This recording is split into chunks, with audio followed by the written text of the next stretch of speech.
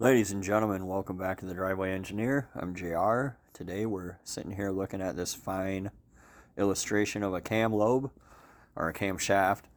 I want to talk about this real quick, and I just will start this off by saying that this video, all my videos are meant to be geared towards basic to intermediate people, and they're not high level stuff. If you're one of the inevitable commenters down below that'll be like, I raced to Mars and back and did the Delta Quadrant in less than 5.3 parsecs.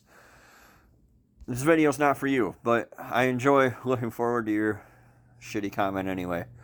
But for everybody else who just, is a little bit blown away by cam specs and you hear this and that and the other thing thrown around, this video is for you.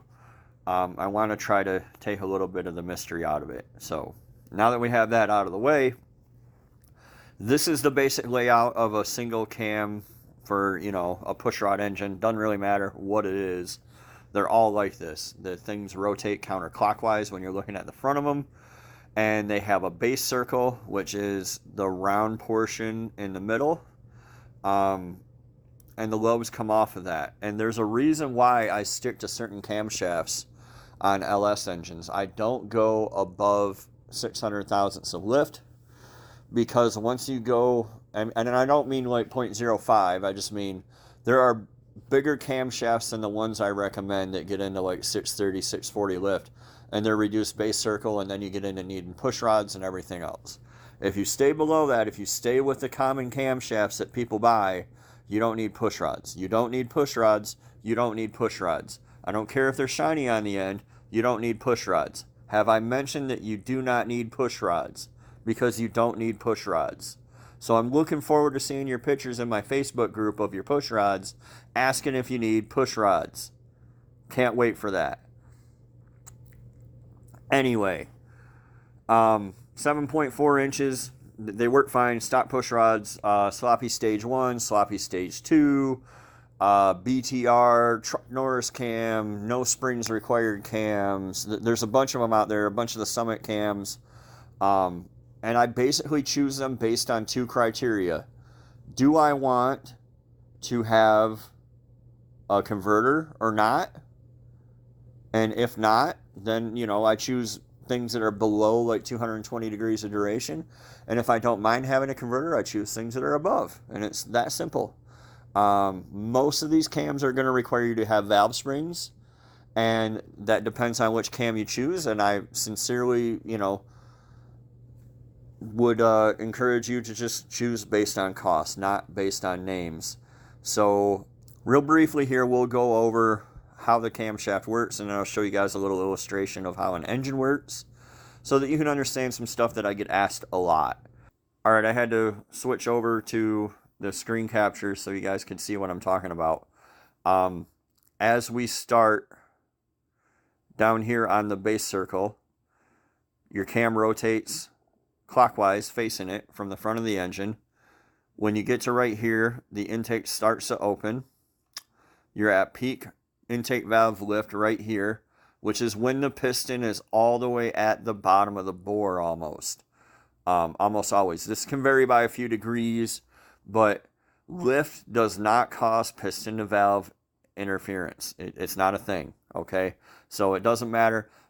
I mean, it would have to be over 3.5 inches to cause piston to valve interference on an LS, because it would have to be the stroke. What does cause piston to valve interference on some engines is duration, which is from this little line here to here. That's your duration. That's how long it's open.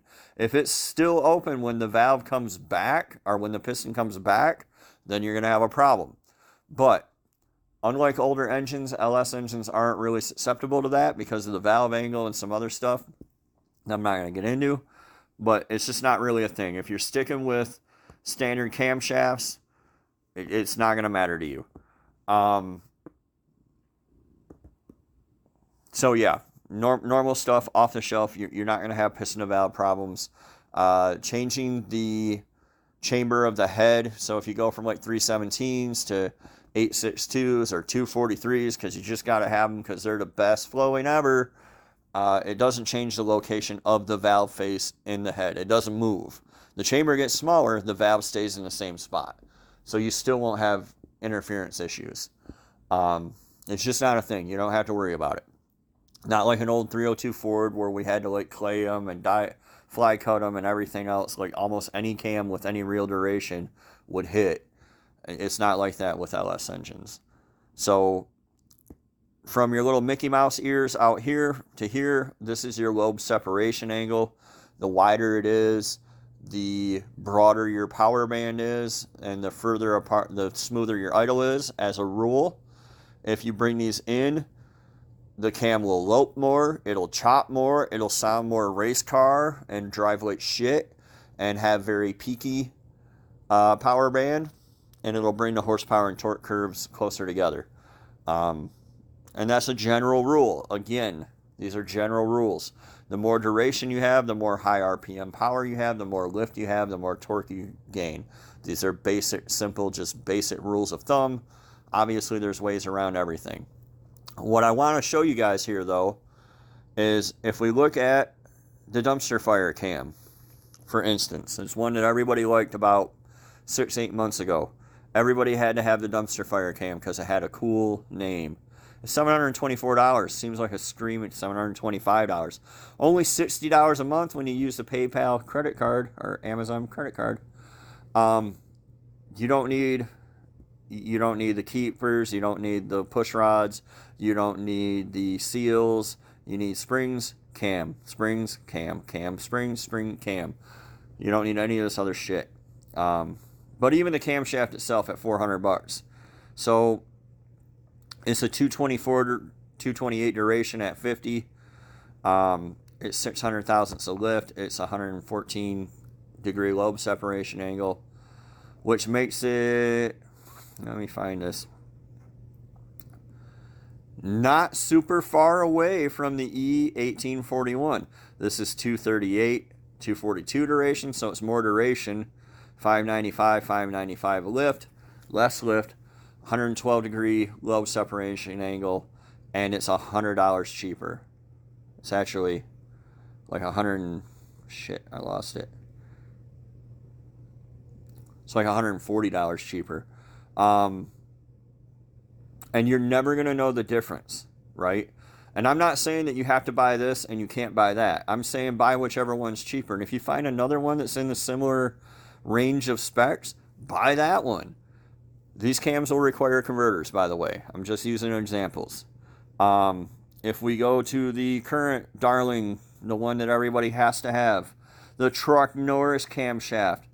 This is what I would consider a stage 1 cam. It doesn't require a converter. It does require springs. It's going to be good for like 30 horsepower or so on a 5.3.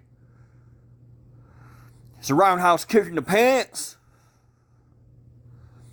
But yeah, they'll sell it to you with, oh, here we go, cam only $389. Cam springs and hat seals, $449. You don't need the push rods and you don't need the seals, but I guess it doesn't hurt me if you change them. Again, I don't care. But we'll go back to, here's a sloppy stage 1. It's 216 degrees, 220 degrees of duration, 560 lift, 114 degrees of lobe separation angle, and it is, geez, why they got so much? $259 at Michigan Motorsports. The Truck Norris, 212, 220 something, they won't tell you. 552 and 107 degrees of lobe separation angle. You can't tell me that you're going to tell the difference between the two of these. And the sloppy stage 1's going to idle a little better because it has a broader lobe separation angle. It is $100 more, $130 more for the Truck Norris for it to lope more. If that's worth it to you, then there you go. There's your cam.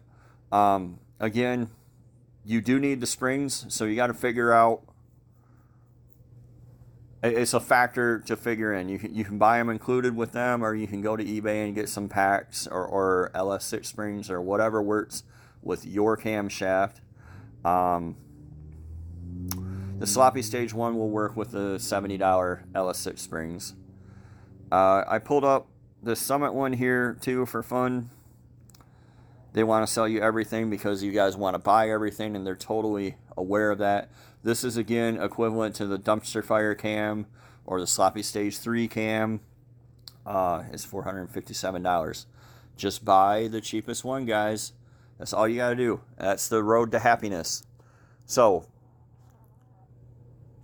I hope you can see that these minute differences between cams that fall in the same category really don't matter.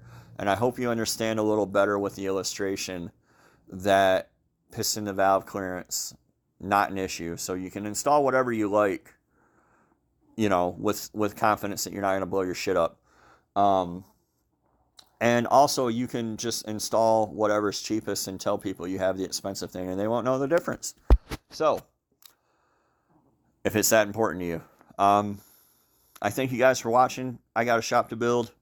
Well, I got the interior to put together. So, see you next time.